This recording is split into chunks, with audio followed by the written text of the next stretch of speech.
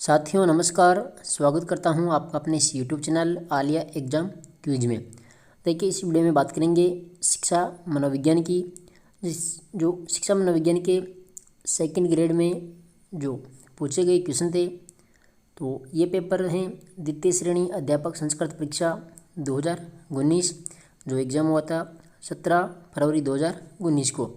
तो इसके अंदर जो 20 क्वेश्चन यहाँ पर शिक्षा मनोविज्ञान के पूछे थे, तो उन सभी प्रश्नों को अपन देखने वाले हैं। आप सभी को पता है कि जो सेकंड ग्रेड का एग्ज़ाम है वो 21 दिसंबर से शुरू होने वाला है। तो एक बार आप सभी ये पिछले जो पेपर हैं इनको ज़रूर देख लेना। तो देखते हैं यहाँ पर जो 20 क्वेश्चन साइकोलॉजी के पूछे गए थे 2019 के अंदर संस्कृत पेपर में। ठीक है, तो चलिए स्टार्ट करते हैं।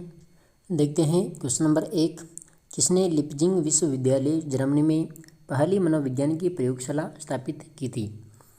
तो पहला ऑप्शन है बी वाटसन, दूसरा है फ्रांसिस गाल्टन है, विलियम वुंट और जेम्स डेरेवर। तो किसने लिपजिंग शहर में जो पहली मनोविज्ञान प्रयोगशाला है वो स्थापित की थी? तो यहाँ पर जो राइट आंसर है वो क्या हो जाएगा? ऑप्शन नंबर 3 हो जाएगा, विलियम वुंट ने। ठीक है, इसके बाद देखिए अगला क्वेश्चन है, किसने कहा कि शिक्षा मनोविज्ञान की वह शाखा है जो शिक्षण व अधिगम से संबंधित हैं?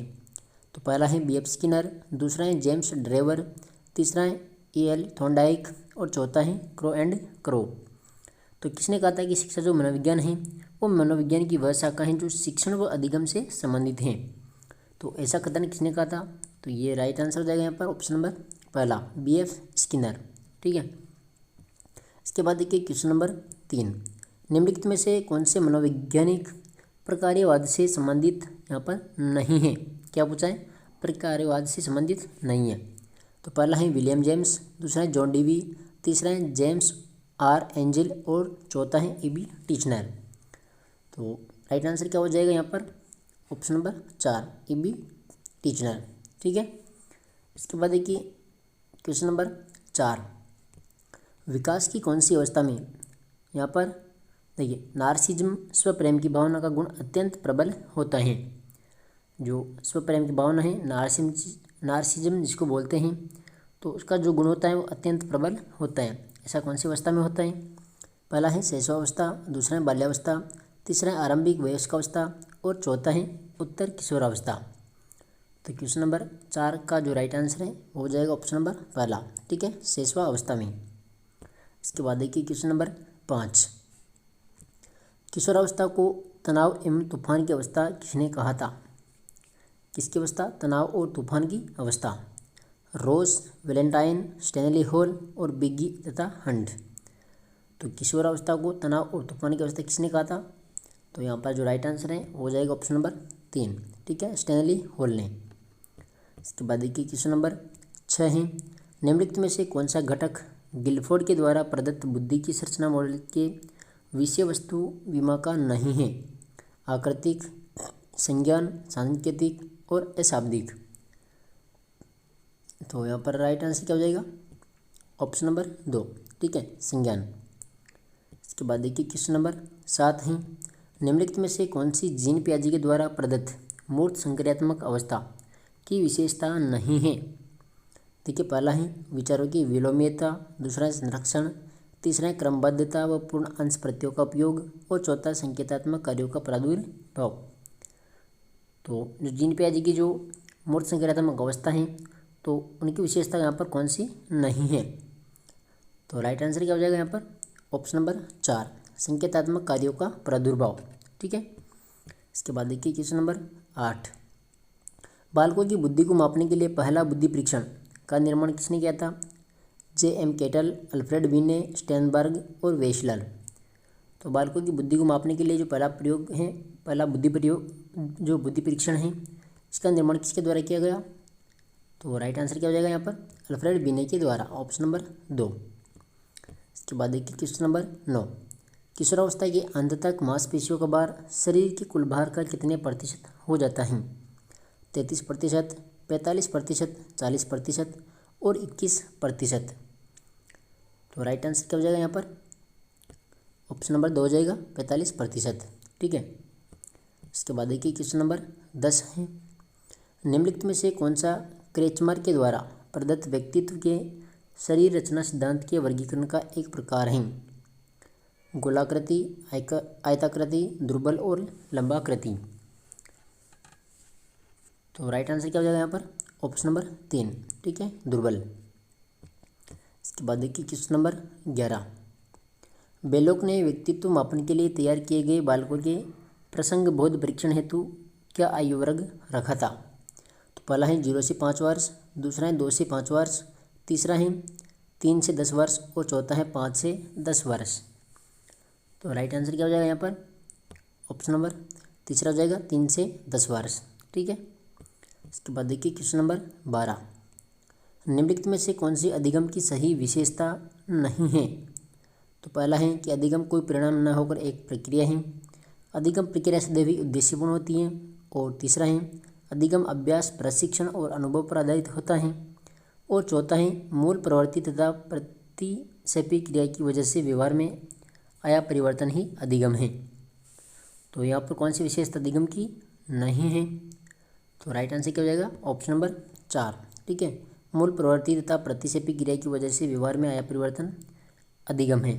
तो ये यहाँ पर गलत है, ठीक है, तो ऑप्शन नंबर 4 राइट आंसर हो जाएगा। इसके बाद देखिए क्वेश्चन नंबर 13। निम्नलिखित में से कौन सा जोड़ा मूल प्रवृत्ति संवेग के अनुरूप सही नहीं है?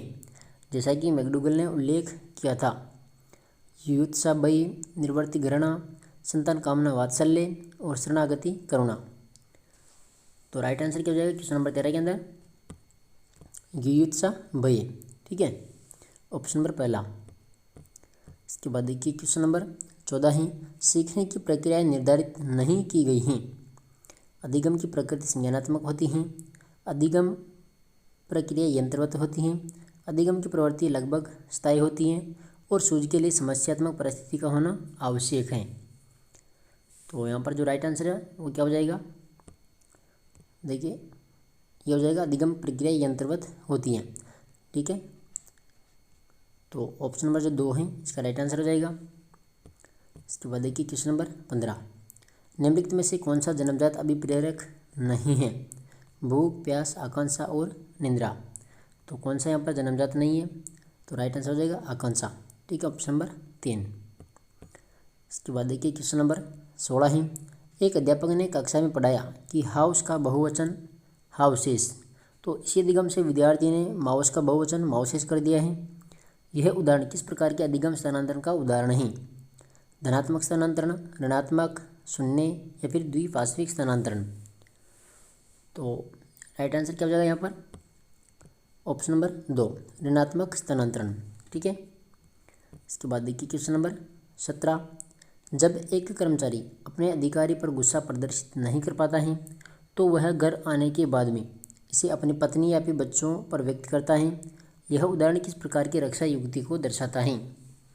दमन, औचित्य स्थापन, तादात्म्यकरण और विस्थापन। तो राइट आंसर क्या हो जाएगा यहाँ पर? ऑप्शन नंबर 4 हो जाएगा विस्थापन, ठीक है। इसके बाद देखिए क्वेश्चन नंबर 18। निम्नलिखित में से कौन सा घटक क्लासिकल अनुबंधन सिद्धांत से संबंधित नहीं है? ढालना, उत्तेजना, विलोपन और स्वतंत्र पुनर्लाभ। तो राइट आंसर क्या हो जाएगा यहाँ पर? ऑप्शन नंबर पहला हो जाएगा ढालना, ठीक है। इसके बाद देखिए क्वेश्चन नंबर 19। स्टैनफोर्ड बिन्ने बुद्धि लब्धि परीक्षण के लिए तय मानक के अनुसार सामान्य मंदित बालकों का बुद्धि लब्धि प्रसार क्या है?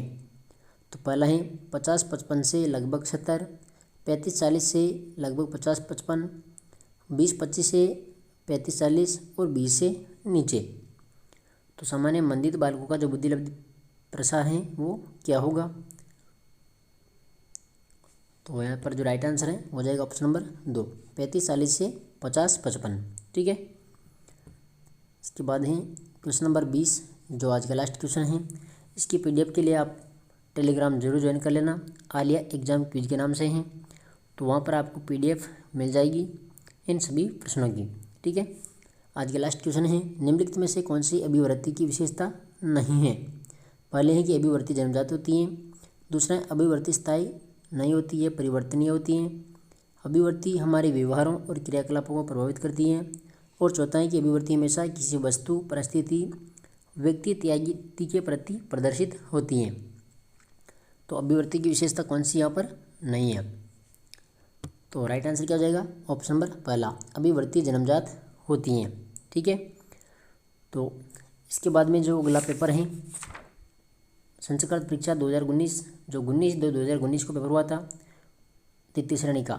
ठीक है, तो उसकी वीडियो में लेकर आ रहा हूँ, तो आप चैनल को सब्सक्राइब जरूर कर लेवे, साथ में ही नोटिफिकेशन को जरूर ऑन करें ताकि आने वाले हर वीडियो का नोटिफिकेशन आपको मिलता रहे। आपको जो सभी पिछले पेपर हैं तो सभी पेपरों का जो सॉल्यूशन है आपको बताया जाएगा। तो मिलते हैं नेक्स्ट वीडियो में, तब तक के लिए धन्यवाद। जय हिंद, जय भारत।